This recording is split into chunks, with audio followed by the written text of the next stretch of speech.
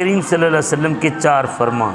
आका करीम सल्लल्लाहु अलैहि वसल्लम इरशाद फरमाते हैं, कुर्बानी करने वाले को कुर्बानी के जानवर के हर बाल के बदले अल्लाह पाक एक नेकी अता फरमाता है। दूसरा फरमान मुस्तफ़ा करीम सल्लल्लाहु अलैहि वसल्लम है, जिसने खुश दिली के साथ सवाब की नीयत के साथ कुर्बानी की तो वो कुर्बानी क़यामत वाले दिन जहन्नम से हिजाब बन जाएगी।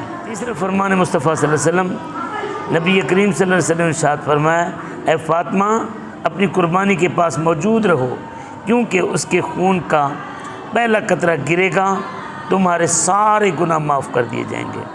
चौथा फरमान मुस्तफ़ा करीम सल्लल्लाहु अलैहि वसल्लम, जिस शख्स में कुर्बानी करने की वसअत हो फिर वो कुर्बानी न करे तो हमारी ईदगाह के करीब भी ना आए।